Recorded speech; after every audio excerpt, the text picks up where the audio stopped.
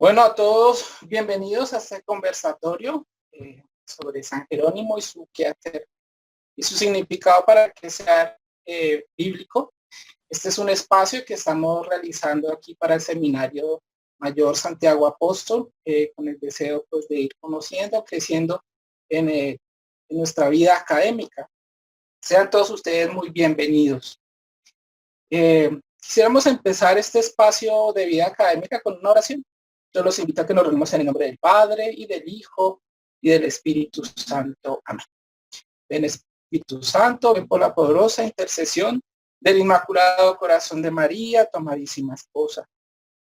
Les leo del primer salmo. Dichoso quien no acude a la reunión de los malvados, ni se detiene en el camino de los pecadores, y se sienta en la sección de los arrogantes, sino que su tarea es la ley del Señor y susurra esa ley día y noche. Será como un árbol plantado junto al río que da fruto a su tiempo. Su fronda no es marchita, en todo lo que hace prospera. No sucede así con los malvados. Será como paja que lleva el viento. Por eso los malvados no se levantarán en el tribunal, ni los pecadores en la asamblea de los justos, porque los malvados se disolverán. Palabra de Dios. Gloria a ti, Señor. Bueno, queridos hermanos, les quiero presentar a todos al profesor José Alfredo Norato. Algunos ya lo conocemos, él ha sido profesor de nosotros en diferentes materias en la universidad. El profesor Alfredo Norato es doctor en teología de la Pontificia Universidad Javeriana de Bogotá, es diplomado en Sagrada Escritura en la Escuela Bíblica y Arqueológica Francesa de Jerusalén, especialista en literatura joánica en el Instituto Católico de París, licenciado en teología con especialidad bíblica en la Pontificia Universidad Gregoriana de Roma, licenciado en filosofía y especialista en educación de la Universidad Santo Tomás de Bogotá. Actualmente es profesor asociado adscrito al Departamento de Teología de la Pontificia Universidad Javeriana, evaluador de conciencias para las áreas de teología y Biblia, tutor del Semillero de Investigación en Hermenéutica Bíblica Latinoamericana y miembro del equipo interdisciplinario de docencia e investigación teológica Didascalia. Pues también les quiero comentar, compañeros, como ya les decía, ha sido profesor de diferentes materias de nosotros en la universidad. Espero que ustedes tengan la dicha también de cursar materias con él. Personalmente nos ha ayudado mucho a crecer en el amor, en el estudio a las Sagradas Escrituras. Por eso yo le pedí el favor que nos brindara esta charla, también fruto de una charla que él realizó hace poco tiempo de San Jerónimo, el 30 de septiembre. El profesor de una manera muy desinteresada y pues ofreciéndonos también su tiempo nos ha concedido pues esta charla. Y pues eso, le agradecemos de parte del seminario, profe, y personalmente también le agradezco mucho. Les quiero presentar pues a mis hermanos del seminario, y pues también están algunos que se están presentando para preseminario en este proceso. Y pues estamos de los grupos de propedéutico, que es el primer año de formación, los de discipular y los de configuradora. Los de configuradora son los que estamos viendo materias de teología en la universidad, y pues también están nuestros formadores. Entonces, para nosotros es justo un placer, también un honor que nos conceda este tiempo para poder profundizar y conocer más sobre las Sagradas Escrituras. Entonces, profe, le entrego la palabra.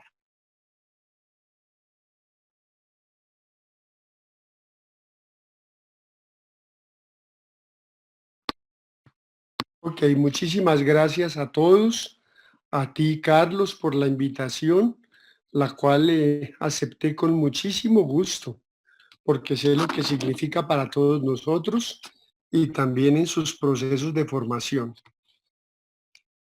Bueno, voy a ir comenzando para ir directamente a lo que nos convoca.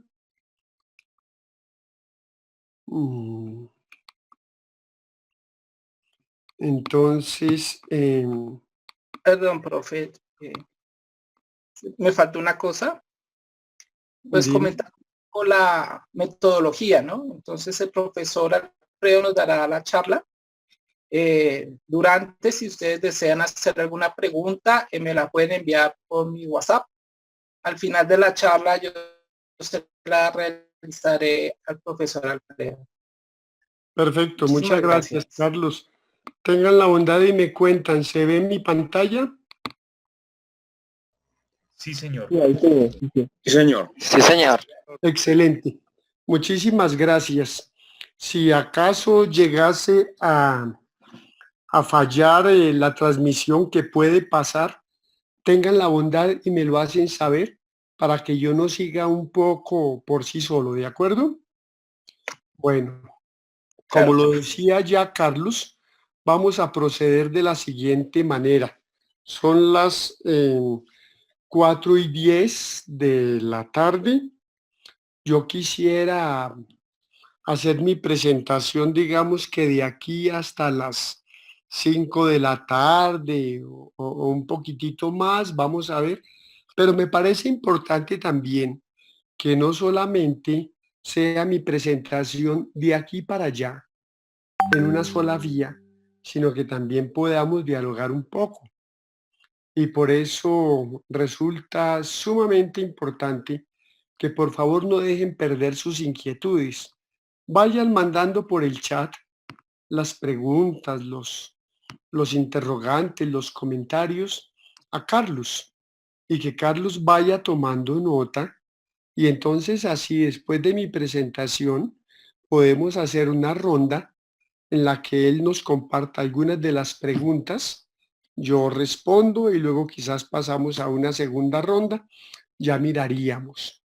Va, eso es lo que vamos a hacer entonces y muy agradecido de estar en este ratito con todos ustedes. Lo que ustedes ven aquí en la portada de la presentación es una de las más típicas representaciones artísticas de San Jerónimo. Él ha sido a menudo propuesto así, como un hombre entrado en años, con su barba, aunque en realidad él no murió tan anciano, vestido de rojo, por lo que significa el rojo en relación con el mundo cardenalicio con el que él estaba pues vinculado allá en Roma, con libros, dejando en la evidencia no solamente toda su gran formación académica, sino también su interés específico por la Sagrada Escritura.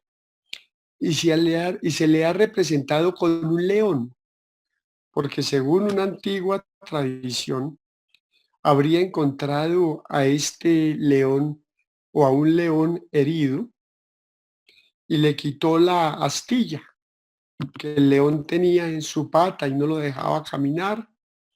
El león sanó y en agradecimiento estuvo acompañando al santo hasta el final de sus días.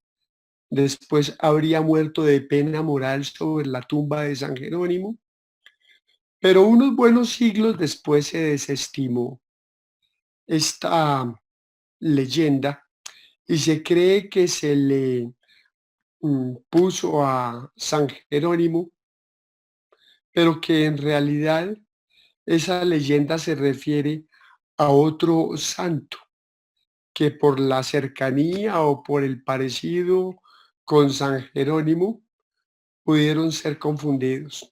En todo caso, así ha llegado hasta nosotros desde el punto de vista pues de la iconografía cristiana que es tan rica, este, este santo, este santo pensador. Bueno, y esta primera diapositiva pues tiene aquí uno de los varios motivos que desde nuestro semillero en hermenéutica bíblica estuvimos enviando semana tras semana durante todo el mes de septiembre, cada vez con una frase distinta, motivando a nuestra comunidad cristiana para la celebración de la memoria de San Jerónimo de este año 2020, porque se estaban celebrando o estamos celebrando todavía los 1600 años de su muerte, que probablemente habría tenido lugar en el 420.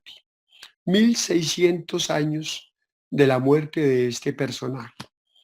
Entonces la estuvimos así preparando y con una frase característica de él. Esta es muy conocida y en nuestro medio es bastante difundida porque forma parte precisamente de los documentos del Concilio Vaticano II. La Dei Verbum trajo a colación esta preciosa expresión de Jerónimo. Desconocer la Escritura es desconocer a Cristo. A mí personalmente en mi juventud esta frase me resonó bastante y creo que sirvió un poco de anzuelo para que yo fuese aprendiendo a querer a Jerónimo sin conocerlo demasiado.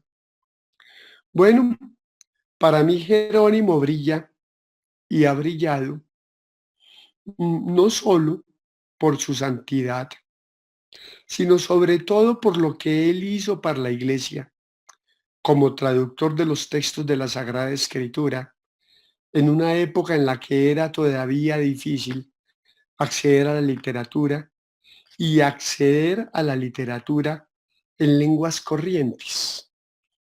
Por ahí tuvo lugar la genialidad de Jerónimo como traductor. El Papa Francisco, en la reciente carta que presentó precisamente con motivo de los 1600 años de la muerte de San Jerónimo, el Papa Francisco dice esto en el apartado donde él habla de la traducción como inculturación. Dice así el Papa Francisco: el traductor es un constructor de puentes.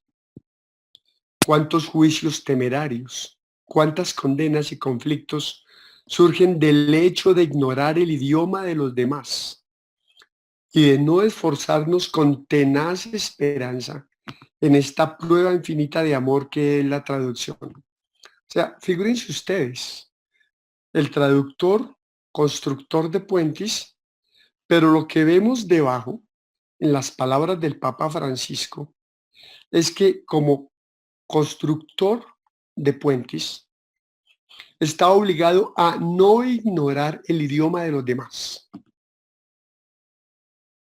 Porque ese es el primer gran requerimiento, es la primera gran condición para relacionarnos con los otros, ponernos en su lugar, conociendo también su lengua, conociendo también su forma de expresarse. Esa es una condición fundamental para el diálogo y esto es lo que nos propone aquí el Papa Francisco. En esa misma carta y evocando la Dei Verbum y la Verbum Domini, dice lo siguiente: la Biblia ha sido escrita por el pueblo de Dios y para el pueblo de Dios, bajo la inspiración del Espíritu Santo. Solo en esta comunión con el pueblo de Dios podemos entrar realmente con el nosotros en el núcleo de la verdad que Dios mismo quiere comunicarnos. A mí esta expresión me parece magnífica porque deja en la evidencia el carácter corporativo, el carácter colectivo, el carácter eclesial que tiene el ambiente donde surge la Sagrada Escritura.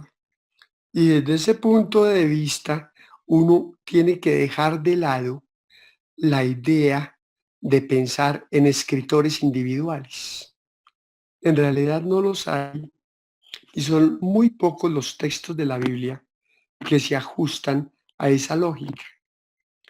La mayoría de los textos de la Biblia, del Antiguo y del Nuevo Testamento, excepto algunas cartas del apóstol San Pablo en el Nuevo Testamento, los demás escritos de toda la Biblia son el resultado de trabajos colectivos, de trabajos corporativos, y que además se llevaron un largo periodo de tiempo. Entonces, en ese sentido es que resulta legítimo decir que la Biblia ha sido escrita por el pueblo de Dios y para el pueblo de Dios. Tercera observación de mi parte. Las dos primeras, pues evocando las palabras del Papa Francisco, está muy mía. En varios aspectos de la vida y de la obra de Jerónimo, uno cuando ya tiene un cierto panorama de lo que es la Sagrada Escritura, le resulta imposible no pensar en Pablo de Tarso. Pablo como quien es capaz de tejer puentes entre esa iglesia naciente y los evangelistas, que ponen por escrito un poco todo sobre Jesús. Pablo muchísimo más cerca de Jesús en el tiempo. Pablo, en medio de las comunidades cristianas que están naciendo, vive de lo que significa la comprensión permanente del sentido del acontecimiento Cristo en su resurrección. Pero luego las comunidades cristianas, en un momento en el que comienzan a desaparecer los testigos oculares, van poniendo por escrito el testimonio de los testigos. Y esos son los evangelios. Entonces Pablo está ahí, entre las primeras comunidades que viven de su fe profunda en la resurrección, y en el otro extremo los evangelistas que ponen por escrito todo sobre Jesús, precisamente para mantener viva la memoria sobre Jesús. Gracias a ellos tenemos acceso a lo que Jesús dijo y a lo que Jesús hizo, a sus signos, a sus palabras, a sus enseñanzas, a sus milagros. Es gracias a ellos. Y con Pablo, la cercanía con la comprensión de la resurrección como acontecimiento salvífico transformador en la historia. Entonces, Pablo y Jerónimo tienen un parecido impresionante. Pablo, un hombre cultísimo, un hombre de un gran recorrido cultural, un hombre de una gran experiencia y conocimiento de mundo, un creyente en Dios, en el Dios de Israel convencido, y tan convencido de que ese Dios trae la salvación, que termina comprendiendo su presencia en lo que Cristo revela. Entonces ahí está Pablo, entre esos primeros cristianos, y ese Antiguo Testamento que se está haciendo nuevo, y los evangelistas y el nuevo Israel. Y Jerónimo entre una iglesia que está todavía amarrada al imperio romano. En el momento en el que vive Jerónimo, ya el imperio se encuentra en declive. De hecho, es en el 475 cuando muere el último emperador romano, Rómulo Augustulo. Eso quiere decir que Jerónimo muere unos 50 años antes de que desaparezca el imperio y entre la Edad Media. De manera que Jerónimo, lo mismo que Agustín, son una especie de figuras de transición temporal, son una especie de figuras de transición epocal, son una especie de figuras de transición religiosa. Entonces Jerónimo representa eso, el paso de una iglesia que se dejó contaminar mucho de una cantidad de aspectos de la vida imperial y una Edad Media que se levanta grande, de frente a un gran territorio, con una sola lengua que la identifica, con un solo monarca, con un solo ideal, con un solo proyecto de Estado, pero también con una sola religión, que es la religión cristiana. No todo quizás será de alabar, pero es un momento bien interesante, este cambio de época y de cultura que se opera en el paso de la caída del mundo romano al mundo medieval. Ahí nos encontramos a Jerónimo y tiene un gran parecido con Pablo. Bueno, yo en lo que compartía este pasado 30 de septiembre, yo decía esto de Jerónimo, lo que ven ustedes en esta diapositiva, que es un poco síntesis de muchas cosas. Jerónimo culturalmente es todo un romano, o sea, él piensa como un romano, y eso quiere decir que no piensa como un colombiano o como un norteamericano o como un francés, que tenemos bien delimitadas nuestras fronteras sociopolíticas, nuestras fronteras culturales, nuestras fronteras económicas, nuestras fronteras lingüísticas. No, es que decir que era un romano significaba decir que era miembro e hijo del gran y único imperio. Así se entendía y así vivía y así era Jerónimo. Él era literalmente todo un romano, pero era también todo un latino. Respiraba esa cultura, la vivía. Él amaba a los grandes pensadores griegos y latinos. Era un hombre extremadamente ilustrado y en ese sentido todo un latino, todo un amante de las letras. Se encuentra, como les decía, allí, entre el declive del imperio y la emergencia de la Edad Media. También representa un puente entre Oriente y Occidente. Y eso lo ve uno bastante claro cuando va a su biografía, la forma como él se mueve en esos distintos espacios culturales con lo que significan. Jerónimo está ahí, en la mitad, en la frontera cultural, y al mismo tiempo es un personaje que proviene de los extremos del imperio. Jerónimo habría nacido en una muy pequeña población de la que hoy no se sabe con precisión cuál sería su ubicación, que se llamaba Estridón, en el Asia Menor, en la región de Dalmacia. Eso más o menos equivale hoy a lo que es la parte baja de los Balcanes y más o menos un poco en Croacia. Pero como digo, hoy no se tiene certeza de la ubicación geográfica del lugar. En todo caso, estaba allá, en los extremos del imperio, y de allá provenía este romano, latino, este personaje tan ilustrado. Jerónimo fue todo un viajero, y eso quiere decir lo mismo que Pablo, que entonces fue cultivando toda una gran visión de mundo. Él todavía no es un medieval, porque el medioevo en sentido estricto no ha entrado. Pero Jerónimo piensa como un moderno, es un visionario. Y como funcionario papal que fue, tremendamente polémico y profético.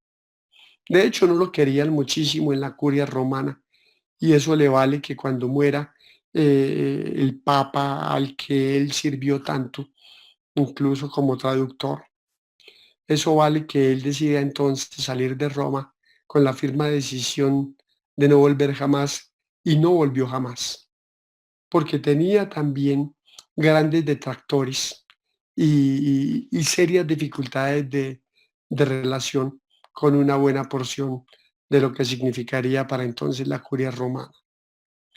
Es un hombre terriblemente polémico, pero terriblemente profético también. Es un actualizador de la Biblia, es un traductor parlagente, es un intelectual nato, crítico y metódico, es un políglota y un maestro. Es un teólogo que se pregunta por el sentido de la revelación de Dios en Cristo. Es un hombre de iglesia y al mismo tiempo un ciudadano del mundo. Es un cristiano latino que recorre que reconoce y respeta el lugar de la mujer en la iglesia. Eso sí que es importante. En torno a él se movieron varios círculos de mujeres y no eran solamente devotas suyas que estaban detrás de un gran maestro, de un gran acompañante espiritual. No eran simplemente mujeres adineradas que lo eran, que fungían como benefactoras de todas sus obras. Estas mujeres jugaron un papel muy importante como estudiosas de lenguas, como estudiosas de griego y de hebreo, y entonces de los textos bíblicos, y le colaboraron intensamente en el arte de la traducción y del estudio de los textos de la Sagrada Escritura. Es decir, era todo un círculo de intelectuales. Estos grupos de mujeres que se encontraban allí con Jerónimo. Y estamos hablando nosotros de comienzos del siglo V de la era cristiana. Bueno, y para cerrar esta semblanza de Jerónimo, los biógrafos, los historiadores reconocen que era una persona de una personalidad terriblemente áspera, arrogante, temperamental, y parece ser que eso también lo identificó y formó parte de su existencia y él lo sabía. Y es que evidentemente esas realidades también forman parte de nuestra existencia.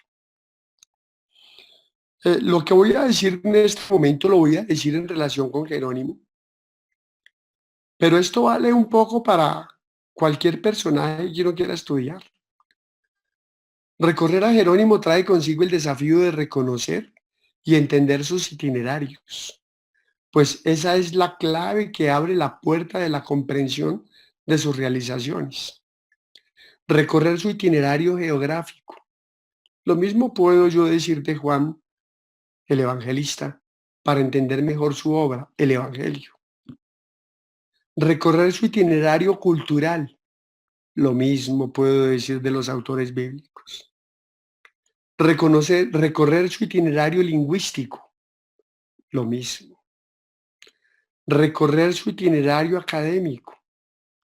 Lo mismo. Recorrer su itinerario creyente y espiritual. Recorrer su itinerario de la sociedad de su tiempo y de sus necesidades. Y recorrer su itinerario bíblico. Estos itinerarios son la clave, son la llave que abre la puerta de la comprensión de las realizaciones de las personas. Porque son estos itinerarios los que finalmente le dan contexto a lo que alguien hace.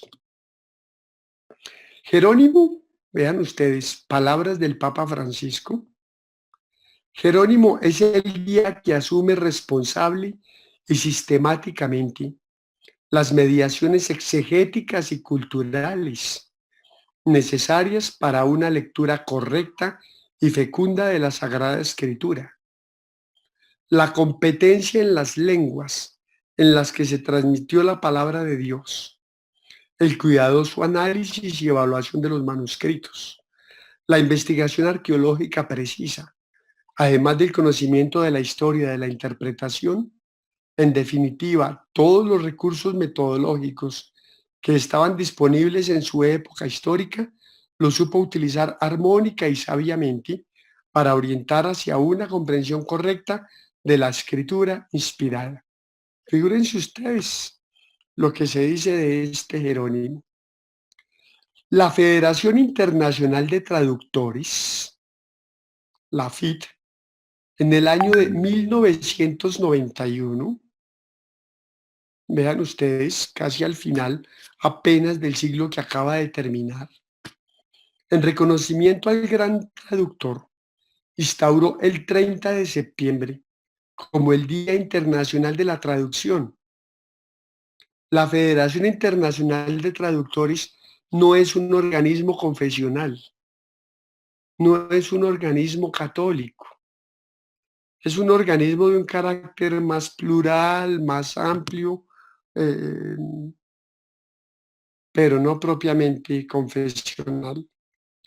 Y ellos consideraron en el 91 que el 30 de septiembre fuera el Día Internacional de la Traducción. Y la ONU, la Organización de las Naciones Unidas, en la Asamblea General del 17 de mayo del 2017, declaró el 30 de septiembre como el Día Internacional de la Traducción. Y lo hicieron convencidos de que el multilingüismo es la base del diálogo intercultural. Claro, claro. Piensen ustedes que esa es un poco la traducción de la Babel bíblica. Lo que hace allá el Génesis con la presentación de Babel es justamente mostrar cómo las lenguas confunden para que los hombres entre sí no se entiendan y no maquinen el mal. Pero lo que uno ve en los Hechos de los Apóstoles, hablando del Pentecostés cristiano, que surge de la resurrección de Cristo, lo que uno ve es que la diversidad de lenguas no es un impedimento para comprenderse. Todos, aún hablando distintas lenguas, logran entenderse. De manera que lo que fue un signo de división es ahora un signo de unidad. Y eso es lo que hace la ONU con este personaje. Entonces Jerónimo supera las fronteras de la religión, supera las fronteras de la religión cristiana, supera las fronteras de toda nuestra tradición bíblica. Es un personaje que miren el tamaño que adquiere con la FIT y luego con la ONU. Así que estamos hablando de alguien de una gran trascendencia para la cultura y para la humanidad. Bueno, ¿dónde radica la genialidad y la visión de Jerónimo? Quisiera yo mm, responder un poco a esta pregunta. ¿Dónde radica la genialidad y la visión de Jerónimo? Algunos de ustedes ya han recibido sus cursos de introducción al Antiguo Testamento, de introducción al Nuevo Testamento. No me extrañaría que estos temas incluso los hayan trabajado conmigo, pero también sé que entre ustedes hay quienes todavía no han realizado estos cursos. En su momento lo harán, pero para unos y otros, yo quisiera decir lo siguiente. Nuestro Antiguo Testamento está constituido por 39 libros que provienen de la época hebrea, de la cultura bíblica, y entonces se escribieron en esa lengua.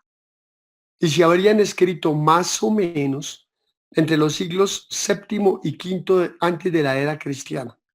Vean ustedes, estamos hablando un poquitito antes del exilio en Babilonia y luego unos años después del exilio.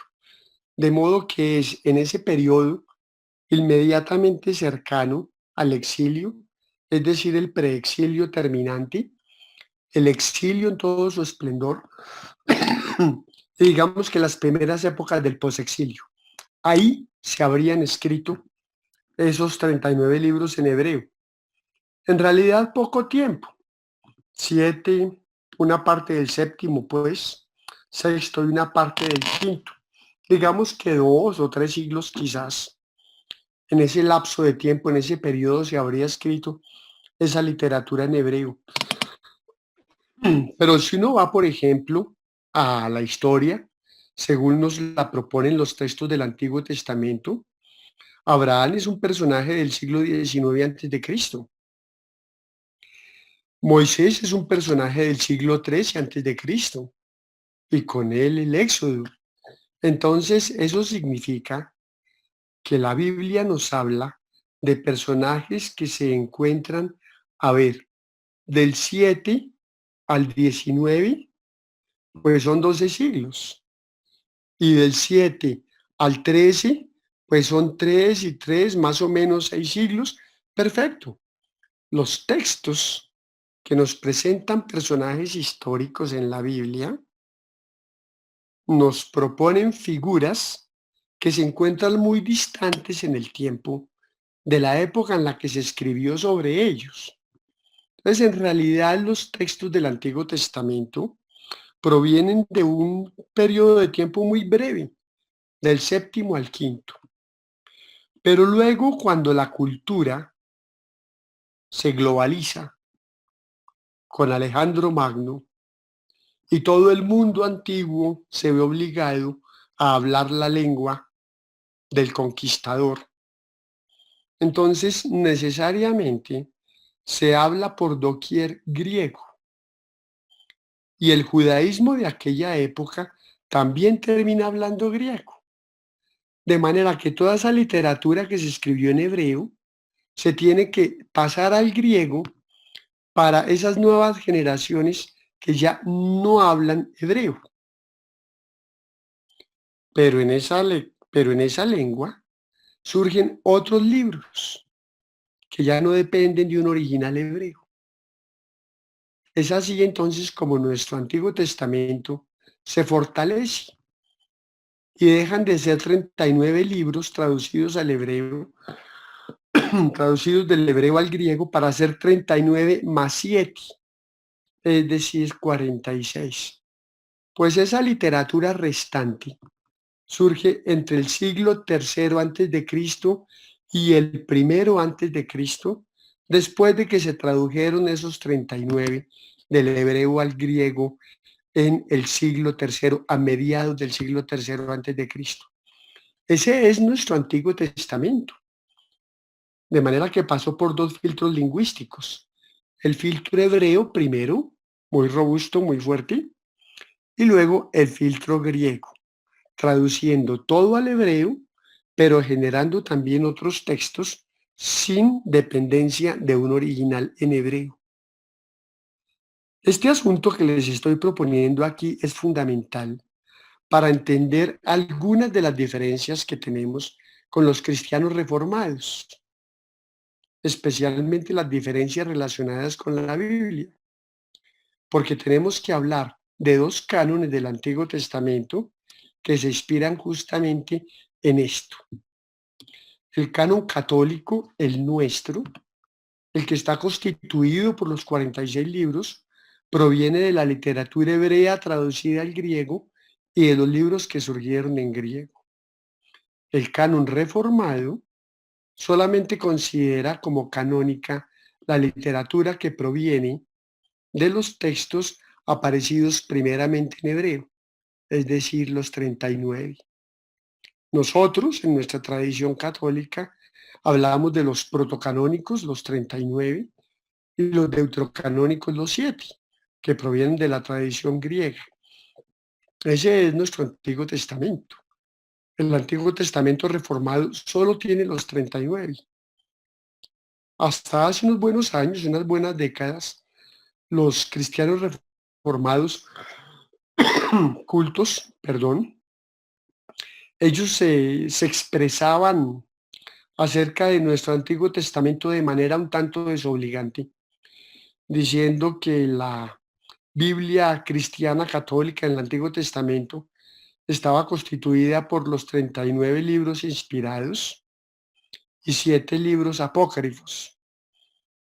Evidentemente, esa es una manera incorrecta de expresarse, aunque no sean católicos, pero hoy los mismos teólogos, hoy los mismos cristianos reformados ilustrados, no hablan de literatura apócrifa para referirse a nuestro Antiguo Testamento, sino que hablan de literatura deuterocanónica. Y entonces lo que dicen es que su Antiguo Testamento contiene la literatura protocanónica y el Antiguo Testamento de los católicos contiene la literatura protocanónica y la deuterocanónica. Y ya lo dicen bien y de manera pues muy clara, además de respetuosa. Cuando tiene lugar la emergencia de todo el acontecimiento Cristo y por ahí derecho el surgimiento del movimiento de Jesús y luego la aparición de la Iglesia cristiana, pues hay que decir que nuestro Nuevo Testamento se escribe en la segunda mitad del siglo primero, es decir, entre el año 50 y el año 100 y unos añitos más. Ahí tenemos nuestro Nuevo Testamento. En solo 50 añitos, y quizás algo menos, en solo 50 añitos se habría producido nuestro Nuevo Testamento, que está constituido por 27 libros, y todos ellos se escribieron en griego. De manera que si uno analiza esto que les estoy compartiendo, la tradición cristiana, no la católica, la tradición cristiana ha estado siempre mucho más en dependencia de la tradición griega. Por eso la tradición cristiana católica ha visto siempre con claridad la forma como la literatura deuterocanónica tiene efectivamente un carácter inspirado. Porque a fin de cuentas los primeros cristianos, esos que escribieron el Nuevo Testamento, el Antiguo Testamento que ellos leían, lo leían en lengua griega. De manera que ese es un elemento bien interesante para entender nuestra literatura. Bueno, ¿qué pasa de los siglos segundo al quinto?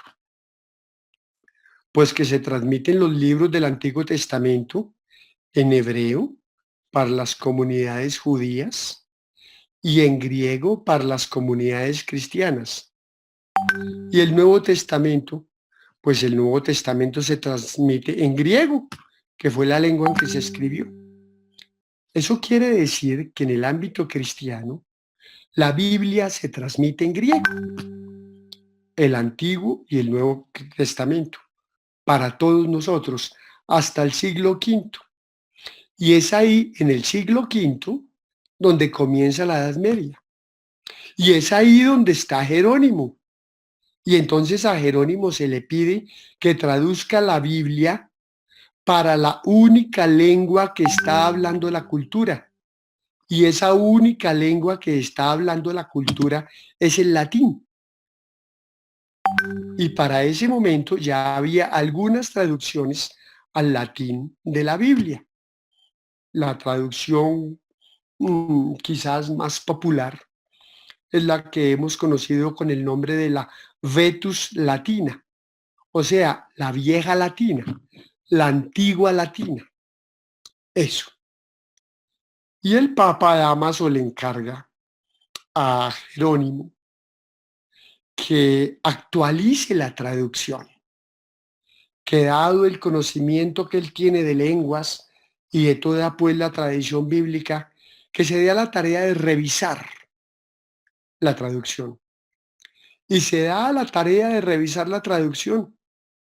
Solo que Jerónimo, de manera muy sensata, él dice, si yo voy a traducir la Biblia, lo que yo debo hacer es traducir los textos del Antiguo Testamento a partir de su lengua original y no a partir de una traducción.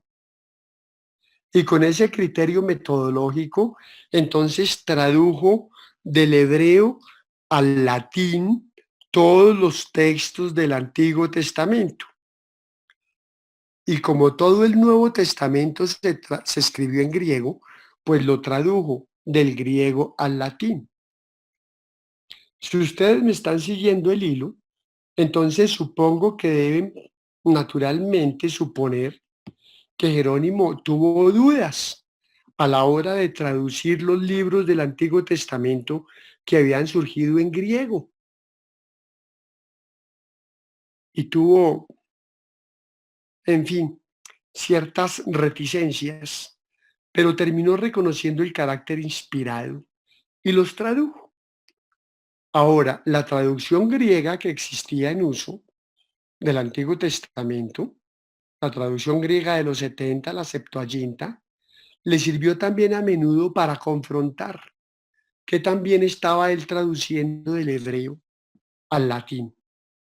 Esto es lo que hace Jerónimo, de tal manera que Jerónimo no finalmente no revisa la traducción en uso de la Biblia en latín, sino que lo que hace es proponer una nueva traducción, pero dependiendo de los textos originales, es decir, dependiendo de los textos en lengua original. Miren, eso es lo correcto, porque si uno traduce de una traducción, si la traducción de la que está partiendo no es lo suficientemente confiable, uno va a generar más errores de comprensión, y es posible que se pierda el sentido de muchos de los elementos que se encuentran allí. Entonces, el principio metodológico de Jerónimo es el punto de partida de lo que será la exégesis moderna. Se debe depender de los textos en lengua original, y las traducciones pueden servir como mediaciones comprensivas, como mediaciones hermenéuticas, pero como mediación metodológica vale el encuentro con la lengua original. Y eso es lo fundamental. Y lo que Jerónimo propuso es lo que nosotros conocemos como la Vulgata, es decir, la Biblia en lengua vulgar, es decir, la Biblia en la lengua que habla todo el mundo, la Biblia en la lengua que habla el pueblo, y la Biblia que hablaba el pueblo de su época, y la lengua que hablaba el pueblo de su época, pues era el latín. Eso es lo que tiene lugar allí. De tal manera que con Jerónimo surge la Vulgata, es decir, una Biblia en una lengua que habla la gente. Y si la gente habla esa lengua, puede leer la Biblia. Es decir, Jerónimo lo que hizo fue poner la Biblia en las manos de las personas del siglo V, en un momento en el que estaba comenzando la Edad Media. Y a partir de allí, la Biblia se mantiene en latín hasta el siglo XVI para la tradición reformada y hasta el siglo XX para la tradición católica.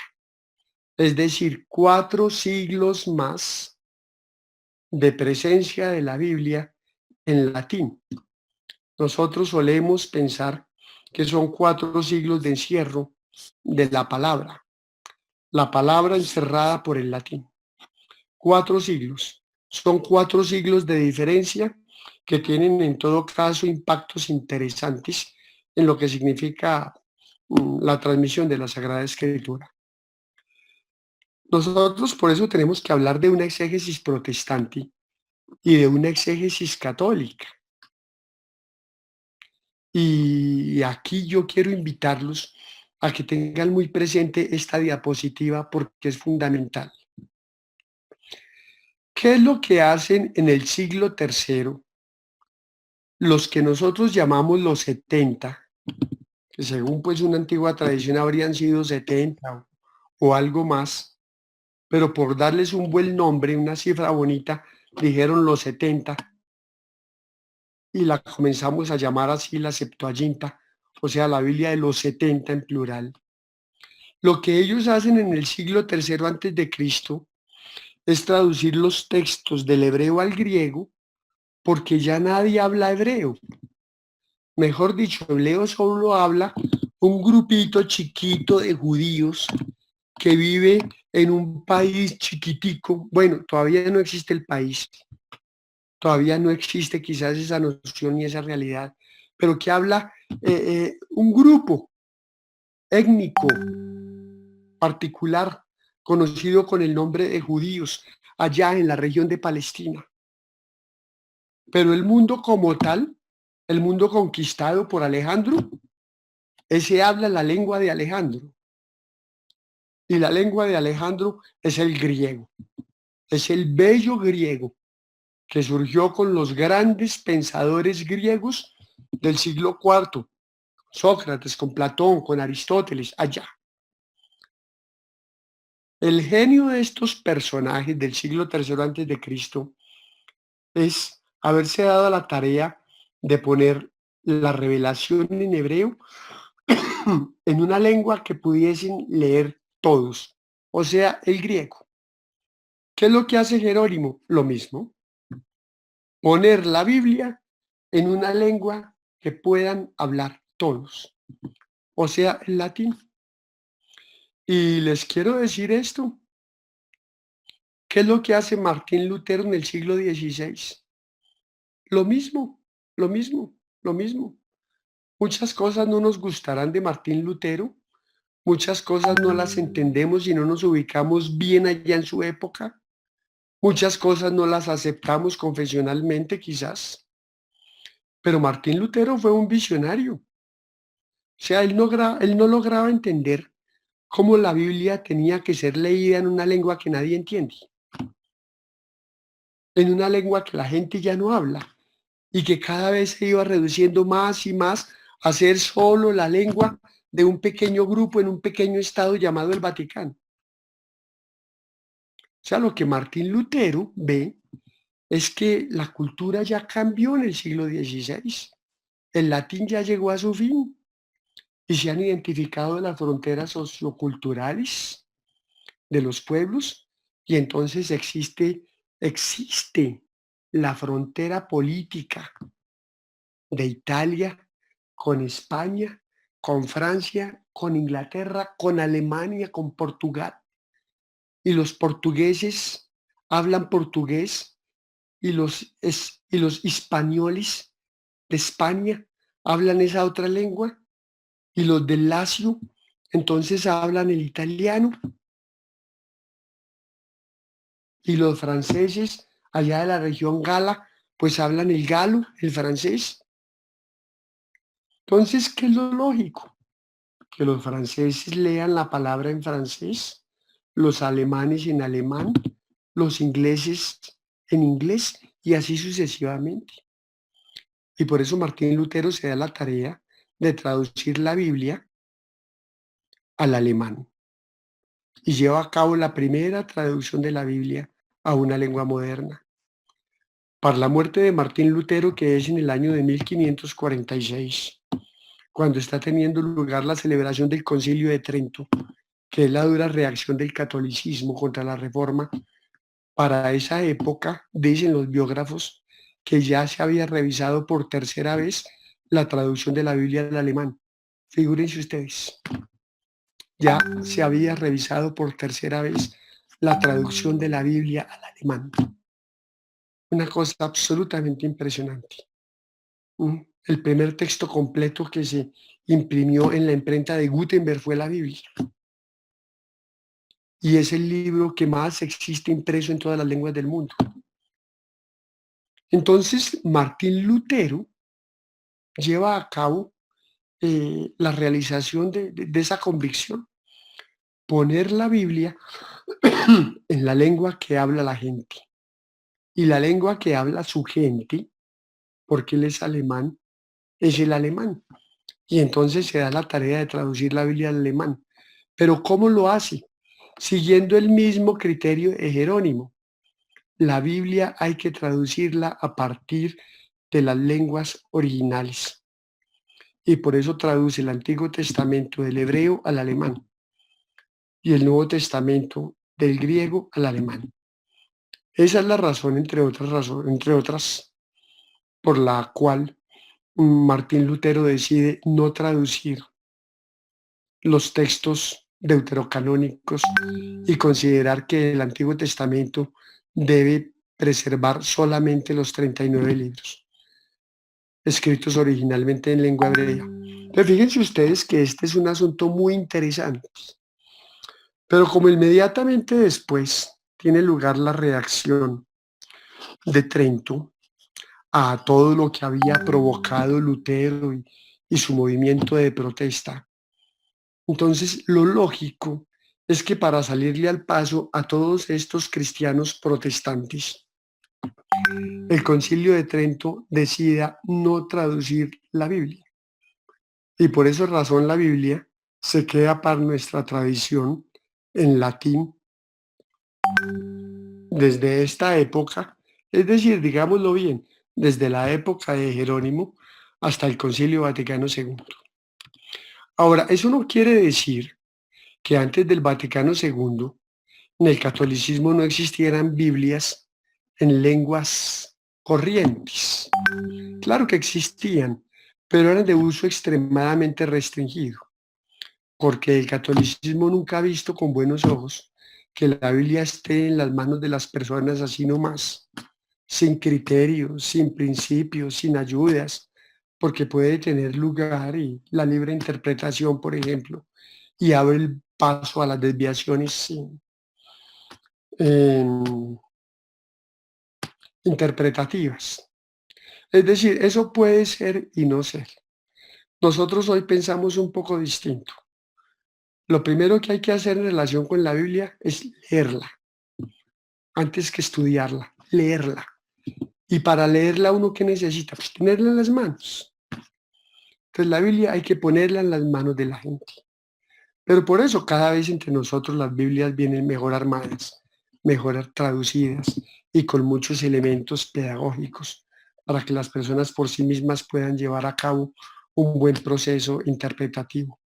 Y es cierto que en el ambiente católico hoy por hoy la gente está leyendo mucho más la Biblia y la está estudiando de manera juiciosa y sistemática, individualmente, con orden, con lógica, con método. Bueno, entonces lo que yo propongo aquí es clave, porque así como procedieron los traductores de la 70, así procedió Jerónimo y así procedió Lutero. Pero lo que tuvo lugar en la época de Lutero genera entonces dos movimientos analíticos e interpretativos de la Biblia. De una parte, la exégesis protestante, que produjo de los siglos XVI, desde finales del siglo XVI, hasta mediados del siglo XX, lo que conocemos con el nombre de los métodos histórico-críticos o métodos diacrónicos. Pero fue también desarrollando lo que conocemos con el nombre de métodos sincrónicos. Mejor dicho, la exégesis protestante desarrolló la noción de exégesis que nosotros manejamos hoy, entendida como un conjunto de procedimientos científicos. Eso fue lo que desarrolló la exégesis protestante. ¿Por qué? Porque cuando uno se da la tarea de traducir textos desde sus lenguas originales, uno que tiene que saber, pues conocer muy bien la lengua de partida o las lenguas y sus culturas, claro, y sus tradiciones, claro, y su historia, claro, pero también la lengua de llegada y su cultura y sus tradiciones y su historia, claro, y la geografía. Sí, y van entrando montones de elementos. Entonces eso significa que lo que hizo la exégesis protestante en los siglos XVI, XVII, XVIII y XIX fue un trabajo monumental, no solamente traduciendo la Biblia, sino traduciéndola bien y preparando mucha gente para hacer un análisis verdaderamente a fondo de los textos con el fin de entenderlos mejor. Eso fue lo que hizo la exégesis protestante. Y para hacer eso, pues fue generando lo que hoy conocemos como métodos histórico-críticos o diacrónicos y métodos sincrónicos, que es lo que también nosotros, exégetas católicos, manejamos. O sea, nosotros dependemos de esa herencia que produjo el protestantismo. Y la exégesis católica, por su parte, que es muchísimo más reciente, en primer lugar depende de todo ese aporte metodológico proveniente del protestantismo. Exactamente. Y yo lo quiero proponer así. Permítanme, lo voy a proyectar todo para que se vea mejor. La exégesis católica tiene sus orígenes a finales del siglo XIX. La exégesis científica, es decir, la exégesis en el sentido actual del término, tiene su origen a finales del siglo XIX con el Papa León XIII, que es un personaje en nuestra tradición, quizás la segunda persona más importante en relación con asuntos bíblicos después de San Jerónimo. Este papa fue impresionante por todo lo que hizo, no solo por lo que escribió, sino también por lo que hizo. Por ejemplo, a León XIII se le debe la fundación de la Escuela Bíblica y Arqueológica Francesa de Jerusalén en Israel. Se le debe la creación de la Pontificia Comisión Bíblica, de la que fue incluso su presidente, el Papa Benedicto XVI, antes de ser elegido Papa. Pero se le debe también la producción de un precioso escrito, una preciosa encíclica, que es la Providentissimus Deus, al final del siglo XIX, en la que exhortaba a los pensadores católicos a tomarse en serio las lenguas de la Biblia, a tomarse en serio los géneros literarios, o sea, queriendo mirar la Sagrada Escritura de una forma menos ingenua, e invitando entonces a quienes se interesaban por el estudio de la Biblia a prepararse rigurosamente, en el conocimiento de las lenguas, de los géneros y de todos los recursos metodológicos. 50 años después, para celebrar los 50 años de la Providentissimus Deus, el Papa Pío XII publica otra encíclica, y es precisamente para salirle al paso a una fuerza contraria de la que se estaba moviendo en la época de León XIII, y es una cierta tendencia al fundamentalismo que desconfiaba de todo lo que es el trabajo científico de la Biblia. Y Pío XII se manifiesta en aquella época diciendo, no, no, no, no, no, mucho cuidado con esas posturas espiritualistas, porque nos conducen a una falsa comprensión de la Sagrada Escritura. Lo que yo estoy queriendo decir es que desde finales del siglo XIX va entrando en la Iglesia Católica mm, una actitud mucho más crítica y no menos creyente de cara a lo que es el estudio y la comprensión de los textos de la Sagrada Escritura. Para 1920, o sea, hace un siglo, el Papa Benedicto XV escribió una carta sobre la interpretación de la Biblia en la Iglesia, una carta encíclica, con motivo de los 1500 años de la muerte de San Jerónimo. Por eso yo les quiero decir que yo sí estaba expectante de una carta de ese tipo del Papa Francisco para los 1600. Yo estaba seguro, antes de que apareciese la carta que se nos promulgó justamente el mismo 30 en horas de la mañana, no se había filtrado ninguna noticia en todos los meses anteriores de que se estuviese escribiendo algo de ese tipo. Pero yo personalmente estaba seguro que algo tenía que salir, porque los 1600 son los 1600. Bueno, pues entre 1920 y 2020 tenemos nosotros una serie de realizaciones interesantes. Por ejemplo, los hallazgos de Qumran a partir de 1947. Eso también le marcó un ritmo distinto al trabajo bíblico en el catolicismo, en el cristianismo reformado y por supuesto en el judaísmo. Luego la Dei Verbum del Vaticano II. Luego el documento de la Pontificia Comisión Bíblica sobre la interpretación de la Biblia en la Iglesia, el 1993, que es un documento formidable. O hace 10 años la Verbum Domini. El 30 de septiembre del 2010, ese día el Papa Benedicto XVI promulgó esta exhortación apostólica, la Verbum Domini. Entonces, fíjense ustedes por estos documentos que en el catolicismo hoy nosotros estamos eh, y estamos ante una conciencia bíblica y dependemos de una conciencia bíblica muy distinta, exigente. Estamos claros sobre lo que tenemos que hacer, sobre lo que tenemos que estudiar, sobre la manera como tenemos que prepararnos. Creemos saber hoy para qué se estudia la Biblia, y no es solo para saber muchas cosas de Biblia o para cultivar un excelente conocimiento lingüístico. No, no es solo para eso. No es solo para eso. Es porque el conocimiento y el estudio de la Sagrada Escritura nos lleva a encontrarnos con quien está detrás de la palabra. Es eso. Y entonces nuestras palabras se vuelven mediación para llegar a la palabra. Pero en estos escritos Es decir, hay una riqueza teológica maravillosa. Cualquiera de estos que ustedes puedan tomar, pero si los quieren ir tomando en ese orden, se van a dar cuenta, porque a la larga no es una bibliografía monumental. Fíjense ustedes que no es tantísimo, ¿eh? Bueno, y simplemente decirles que creo que hay una buena pista en los últimos tres documentos. El de la interpretación de la Biblia en la iglesia, que es mucho más metodológico. A mis estudiantes de métodos les invito a trabajarlo.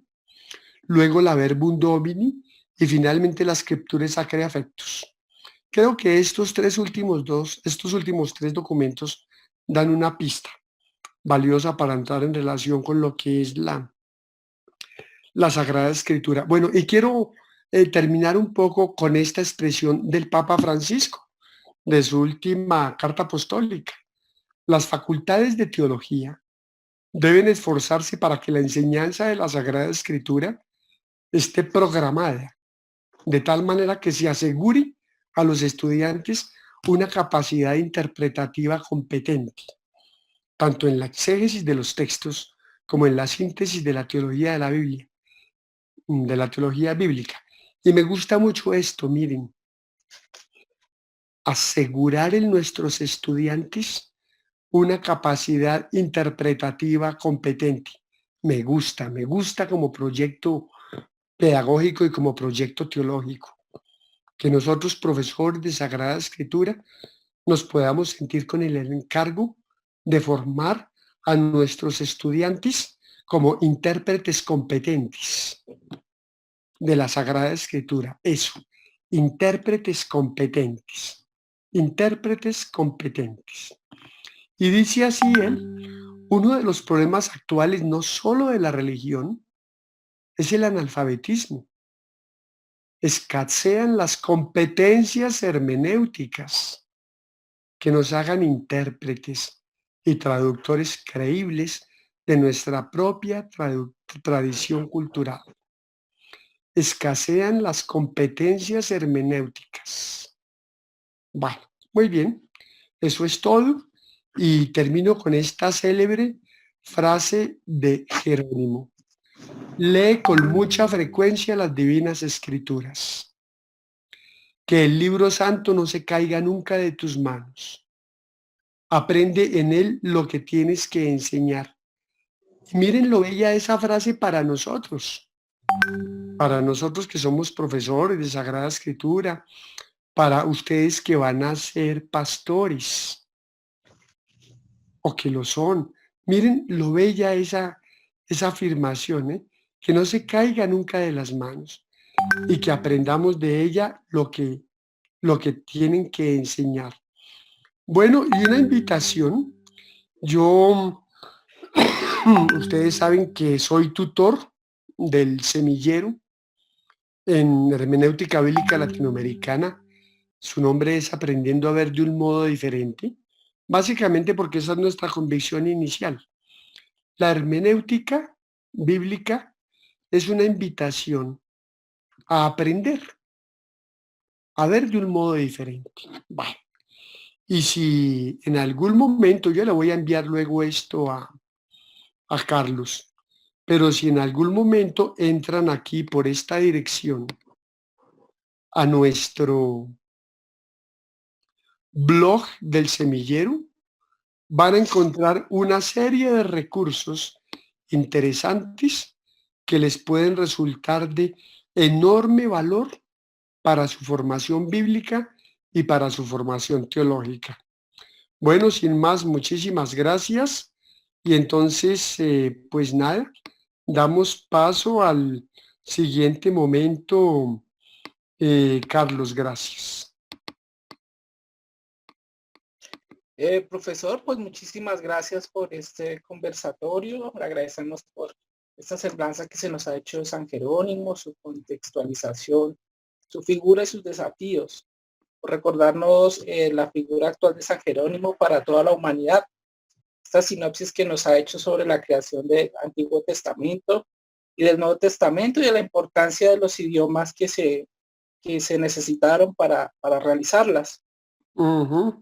también pues el rol de la Vulgata, la tradición de la Iglesia y pues la importancia tanto de la exégesis protestante como la católica y pues todo este desarrollo que ha tenido el magisterio en los últimos años. Agradecemos pues también esa invitación que nos hace al semillero. Bueno, profe, tenemos varias preguntas. muy bien, sí. Sí, pues iniciaremos. Perfecto. No, sí. No fui capaz aquí de volver a la pantalla completa. Tranquilo. Bueno, muy Bueno, bien. primera pregunta. ¿Cómo motivar el estudio y la reflexión de las Sagradas Escrituras en un país que tiene un promedio de lectura de 3 libros al año? Esa es una pregunta muy interesante. Sí. ¿Otra? Segunda, ¿cómo apasionarnos por las Sagradas Escrituras?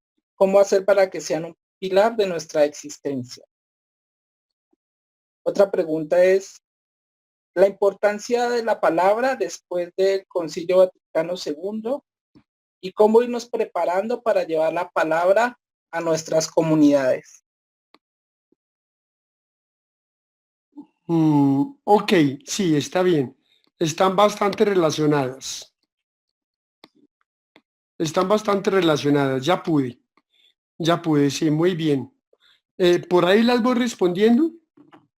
Como quiera, ¿se las digo todas o va respondiendo a medida de... Bueno, vayamos un poquitito con esas tres de pronto para no perdernos. Muy bien. Eh, yo sé que nosotros vivimos en un país del tercer mundo y yo sé que vivimos en un país donde todavía desafortunadamente los índices de analfabetismo son altísimos. Hay países del tercer mundo donde ya está erradicado el analfabetismo. En Colombia no. En Colombia todavía muchos habitantes de las riberas de nuestros ríos siguen sin sabiendo leer ni escribir, es decir, sin tener acceso a la escritura. Y la escritura es una invención del 2500 antes de Cristo. Eso quiere decir que están en esa época todos estos colombianos. Y a menudo se va por estas regiones y se les enseña a firmar para sacarles un voto. Es decir, yo soy plenamente consciente de esa situación de analfabetismo en nuestro país, pero eso es algo que de manera directa a nosotros no nos hace responsables, sí corresponsables, pero no responsables directos. Entonces yo digo que de cara a lo que es la comunidad cristiana y la no cristiana, nosotros sí estamos en la obligación, eh, eh, digamos que primeramente no de enseñar a leer, sino de poner el texto en las manos de las personas y luego de enseñar a leerlo y luego de enseñar a leerlo. Entonces nosotros lo que sí tenemos que promover, digo yo, es que la gente lea la Biblia. O sea, igual creo que en el catolicismo estamos también ya pasando la página y los feligreses corrientes ya no se conforman solamente con la predicación del Padre en la Eucaristía del fin de semana, del sábado o del domingo. Ahora miren ustedes con esta situación que ya hasta se nos acabó casi la misa y ahora solamente la vemos realmente por televisión el sábado o el domingo. Oh, la Biblia hay que ponerla en las manos de las personas. Sí. Y a las personas que lean la Biblia. Eso, que se vuelva un texto de lectura permanente. Que se corren riesgos con la interpretación, no lo creo. Las Biblias que traen cada vez más elementos. Y si uno da las debidas indicaciones, la gente va haciendo su camino. Eso no tiene que preocuparnos demasiado.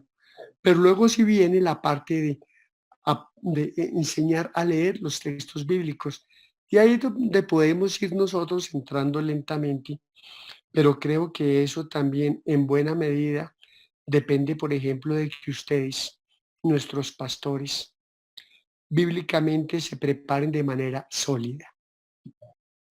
La teología evidentemente es necesaria en todas sus dimensiones, pensando en en una formación lo suficientemente completa de ustedes como pastores, pero de cara a lo que sean después sus feligreses, sus comunidades de fe, sus rebaños. O sea, ustedes no van a ser solamente los teólogos, sino sobre todo los maestros. Y los maestros para acercar a la palabra y para vivirla y para celebrarla. De manera que yo creo que eso se da en la medida en que uno motive mucho que las personas tengan su Biblia y que la lean y lo demás después se va dando. Pero igual yo soy de los que cree que eso se está dando. Es decir, yo veo que nuestros seminaristas, nuestros estudiantes, o sea, no son de otra época, o sea, son jóvenes de esta y viven lo que viven las personas corrientes y saben lo que necesitan las personas porque es lo mismo que experimentan ellos, o sea, ustedes. Entonces, yo creo que estamos caminando con un consciente optimismo. Creo que por ahí va un poco, ¿no? Ahora en las comunidades de fe, las parroquias, los seminarios, las comunidades religiosas, mm, cada vez hay más experiencias de círculos de lectura bíblica, de grupos de lectura bíblica, de grupos de lección divina. Y la gente hoy por hoy no se reduce solo a leerla y celebrarla, sino también a estudiarla. Entonces, eso ha ido surgiendo un poquitito allí al lado, Carlos. Muy bien, profe. Esta respuesta nos ayuda a encaminar a la siguiente pregunta, ¿no? Nuestras Ujú. parroquias normalmente están muy interesadas por promover estos cursos bíblicos, pues tendríamos como esa deuda con ellos, ¿no? ¿Cuál será el camino adecuado para comenzar este camino, para realizar estas actividades de nuevo, ¿no? ¿Qué pautas nos podrían Sí, ayudar a nosotros para retomar esta pastoral, por decirlo así? sí. Bueno, yo creo que, o sea, miren cómo nos está cambiando la vida y miren estas circunstancias del 2020, todo lo que estamos viviendo con la pandemia. O sea, lo que pensábamos que eran un poco guiones de películas de ciencia ficción para dentro de unas cuantas décadas, ya lo estamos viviendo y nos tiene encerrados un virus global amenazante y estamos aprendiendo a hacer las cosas encerrados y estamos descubriendo el valor del encuentro con el otro, estando encerrados. O sea, estamos descubriendo el valor de la presencia un poco en la ausencia. Es decir, cosas así.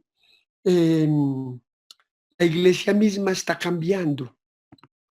Cada vez escasean más los ministros. Cada vez se vuelven más difíciles las vocaciones. Entonces, nuestros ministros, o sea, ustedes, tienen que estar muy convencidos, muy convencidos que una de las claves del futuro de la iglesia es la promoción del laico. No escatimen recursos en apoyar la formación de laicos inteligentes, capaces, interesados, dispuestos, fervorosos. No escatimen en encontrar recursos para apoyarlo, porque es a través de ese tipo de personas como se puede ir entrando en el mundo general y sobre todo por una realidad práctica, y es que también cada vez son más insuficientes, ¿eh? Nuestros pastores. Cada vez los tenemos menos y los tenemos más llenos de cosas. Entonces es necesario también no solo que se dejen ayudar, sino que explícitamente se den a la tarea de identificar gente y formarla.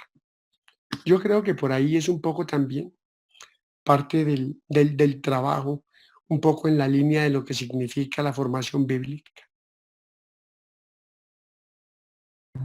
Muy bien, profe. Tenemos otras dos preguntas como para ir ya culminando. Una es, Bueno, hermano Ricardo dice, en catequesis de confirmación surgió la pregunta que si ellos habían leído la Biblia y que cómo les había ido. La respuesta común fue que no la habían leído mucho y que les parecía un lenguaje muy extraño y confuso. La pregunta es, ¿qué hacer para promover la lectura de la Biblia en los jóvenes? ya, no sé, no sé. O sea, hay cosas que se aprenden haciéndolas. Hay cosas que se aprenden haciéndolas. Miren ustedes, por ejemplo, en nuestro país, ¿m? ¿Quién no conoce la mal denominada parábola del hijo pródigo? Miren, esa parábola la conocen perfectamente hasta los que no leen la Biblia. Es decir, nosotros hemos dependido un poco de un conocimiento ambiental de la Biblia sin necesitar leerla. Yo no creo que el lenguaje de la Biblia hoy por hoy sea difícil. No, yo creo que puede ser un poco aburridor el lenguaje de la Biblia de Jerusalén, si se la sugerimos como texto de lectura espiritual a un feligrés corriente. Ese es un lenguaje técnico, es un lenguaje académico, es un lenguaje un poco frío. Pero dejando de lado la Biblia de Jerusalén, casi todas las demás Biblias hoy por hoy son muy atractivas en su forma de expresión.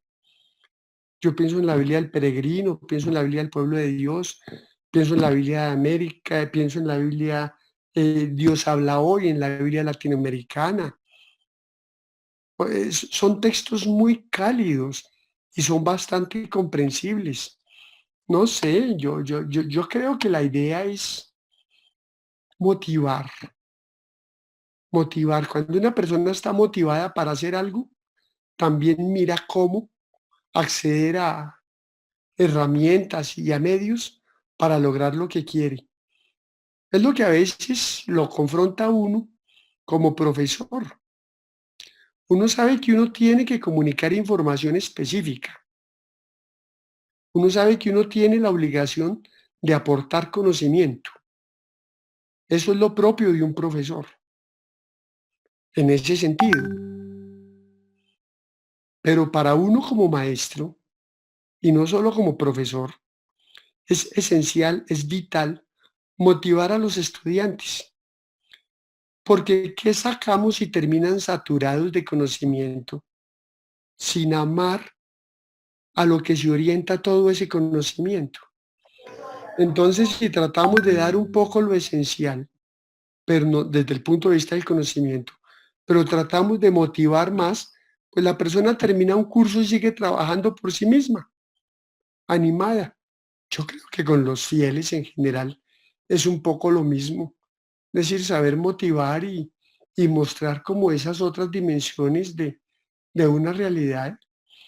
Que la Biblia sea un texto sagrado no significa que sea distante, sino que es cercano, porque su carácter sagrado consiste es en acortar distancias, ¿m? No en volverlas más grandes. Frente a esto, profe, nos hacen una pregunta, ¿no? ¿Qué tal la traducción de la Biblia para los jóvenes, ¿no? Y la importancia de escoger una buena traducción para nuestros procesos pastorales. Puede ser. Uno en la medida en que interactúa con un determinado grupo, uno se va haciendo a ciertas mediaciones propias para ese grupo. Hoy por hoy son muy importantes los lectores específicos. Antes las Biblias eran genéricas. Entonces yo recuerdo cuando yo era joven, una de las Biblias más populares en esa época era la Biblia en español de Nácar y Colunga,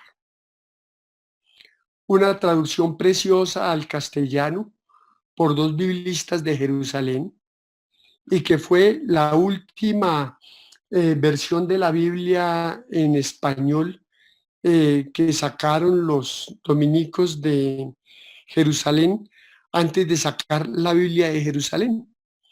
Luego salió la Biblia de Jerusalén con todo su magnífico aparato científico y aplastó todo lo demás. De ahí para adelante ya académicamente nada que hacer. La Biblia de Jerusalén es magnífica. Pero cuando yo era muchacho y apenas la Biblia de Jerusalén estaba comenzando a darse a conocer, pues yo todavía no la conocía. Y lo que yo conocía era la traducción de Nácar y Colunga, muy linda, pero era una Biblia para todo el mundo. Entonces todo el mundo en castellano leía un poco esa y después mucha gente comenzó a leer pues la famosa Biblia de Jerusalén. ¿Ah? Perfecto, muy bien.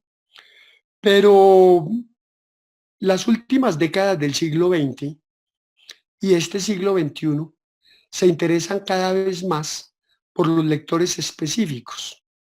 Y ahí se inscriben lo que nosotros en teología y en Biblia llamamos las hermenéuticas específicas. Entonces ya no valen los lectores generales, no. Uno tiene que pensar en lectores y en destinatarios concretos. Uno tiene que pensar en el mundo campesino, en el mundo obrero, en el mundo urbano, en el mundo afro, y entonces también en los niños, y entonces también en los jóvenes. Y desde ese punto de vista han ido surgiendo traducciones para ese tipo de lectores. De manera que proponer una Biblia para los niños, genial. Pues en lenguaje de niños, bonito. Y una Biblia para jóvenes, que sea atractiva para los jóvenes, perfecto. Y así sucesivamente. Pero yo creo que eso es algo que para nosotros cada vez hoy es más importante, los lectores específicos. Entonces, en ese orden de ideas, perdón, si uno trabaja con los jóvenes, pues en primer lugar, usted mismo desea la tarea de leer la Biblia de los jóvenes, a ver cómo se siente. Si siente que compagina con ella y que el lenguaje sí es. Y si es, sígala leyendo. Y si realmente nota que sí es para jóvenes, entonces acompañe los procesos de los jóvenes con esa Biblia. Es palabra de Dios. Eso no la hace inferior a las otras. Pero, en fin, como digo, ¿no? Es el esfuerzo por responder a lectores específicos lo que ha generado todo este auge de Biblias. Y todas son buenas. Ahora, detrás de todas esas producciones, el trabajo bíblico es enorme. No crean ustedes que cuando uno habla de la Biblia latinoamericana, está pensando en que los biblistas que están ahí debajo son de menor categoría que los que están en la Biblia de Jerusalén. Déjenme decirles que todo lo contrario.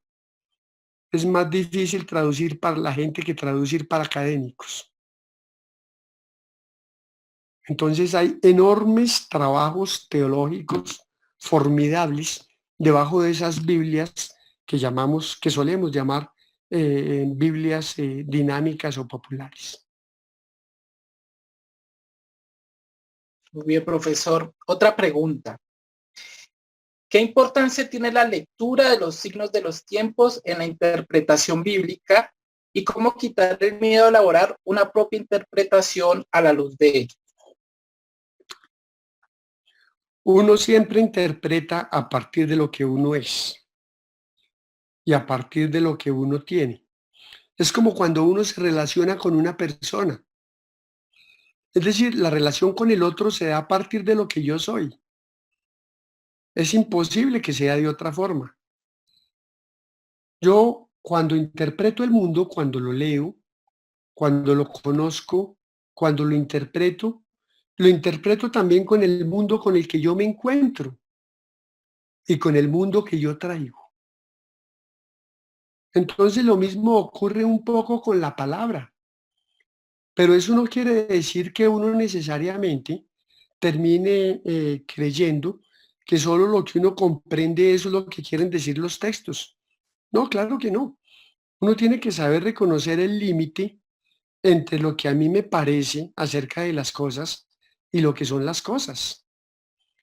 Entonces, si uno se encuentra con el texto y también con una serie de indicaciones acerca de por dónde va su sentido, acerca de los contenidos, y eso también uno lo va como poniendo en relación con sus propias precomprensiones, es ahí donde va teniendo lugar una comprensión que cuenta con lo uno y con lo otro, porque en todo caso la palabra tiene que hablarnos en nuestras propias realidades. La Sagrada Escritura no es un libro de historia y no pretende simplemente aportarnos la referencia a acontecimientos que pasaron hace muchos siglos para los cristianos y para los judíos. Eso no es la Biblia. No, no, no, no, no. No, la Biblia es un testimonio de fe y entonces como tal está orientado también a dar sentido a nuestras propias preguntas y entonces tiene que responder también a nuestros problemas y a nuestras angustias. Qué aburridor que uno no descubra en la voz del salmista que en medio de sus sufrimientos le peleaba a Dios hace 30 siglos. Decir que aburridor que uno no descubra que ese grito también puede ser de uno. Yo pienso, por ejemplo, en la vocación de Gedeón, en el capítulo 6 del libro de los jueces, cuando comienza a tener lugar la explicitación de la vocación del juez, y entonces le protesta a Dios Gedeón diciendo, perdón, Señor mío,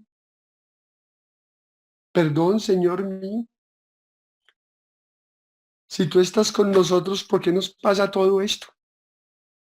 O sea, es lo mismo que dice la gente hoy, echándole la culpa a Dios, a veces por dolores profundos, pero la palabra tiene que dar respuesta a nuestras angustias y es esencialmente para ello. O sea, no es la Biblia una fuente de estudios de arqueología religiosa, cristiana y judía, sino que es también para captar el sentido del presente, porque es en el presente donde se originan nuestras preguntas y con ellas vamos a la Biblia y entonces de la Biblia venimos para responder a nuestras preguntas. Muy bien, profe. La última pregunta nos la hace el hermano Camilo Andrade y dice, ¿cómo influyó el arte en la exégesis católica y protestante? ¿Cuál es la importancia del arte en la exégesis actual? Ese es un capítulo que a mí me encanta, pero que por supuesto me desborda. La iconografía cristiana, el arte cristiano, es una realidad sin límites, es una realidad simbólica, con un profundo sentido teológico para comprender cómo ha sido la misma captación de la presencia de Dios a lo largo de la historia. Quizás solo hoy yo creo, por las crisis económicas que vivimos, que nuestros templos son sumamente sobrios y sumamente sencillos y sumamente básicos. Pero vayan ustedes a cualquier iglesia o a cualquier catedral de hace 30 años para atrás. Y entre más atrás vayan en la historia, queda uno todavía más admirado ante el derroche de arte.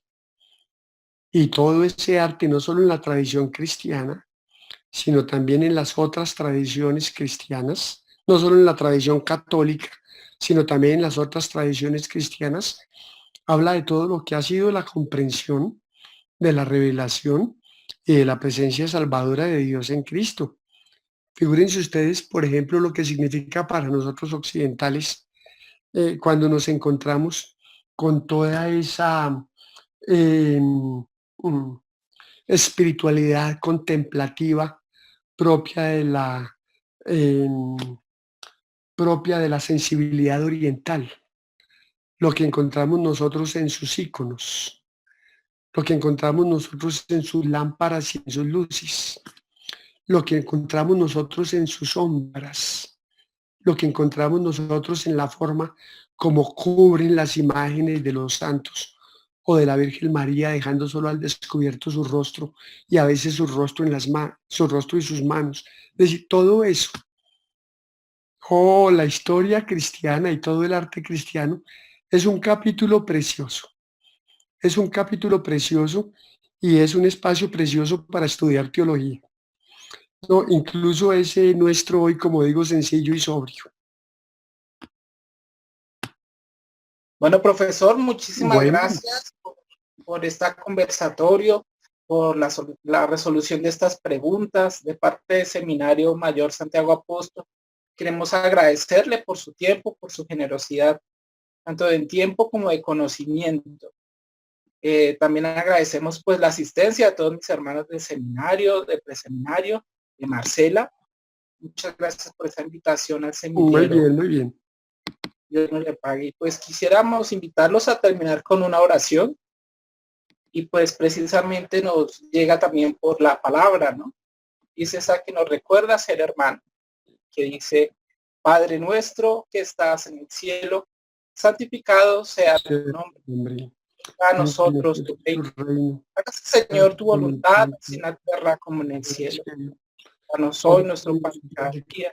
Perdona nuestras ofensas, como también nosotros perdonamos a los que nos ofenden. No nos dejes caer en la tentación, mas líbranos del mal. Del Padre, del Hijo, del Espíritu Santo. Profe, muchísimas gracias a todos, muchísimas gracias por su tiempo.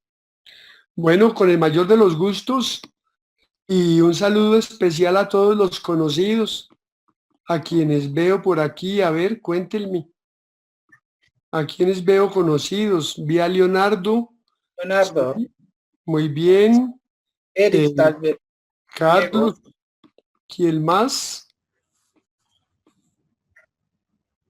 Eric. Camilo Carreño. Camilo. ¿Dónde está Camilo? Camilo Carreño por aquí. Bueno, nada, muchísimas gracias. Un abrazo para todos, que acaben de tener una feliz tarde. Ah, muy bien, por ahí está. Diego, muy bien. Bueno, que acaben de tener todos una feliz tarde. Muchísimas gracias y les agradezco una oración por mí en su oración comunitaria. Muchísimas gracias, profe. Bueno, muy agradecido. Felicidades, Leonardo, Carlos, gracias a todos. Un abrazo. No, profe, muchas gracias. Gracias, felicidades. Gracias, profe. Feliz día.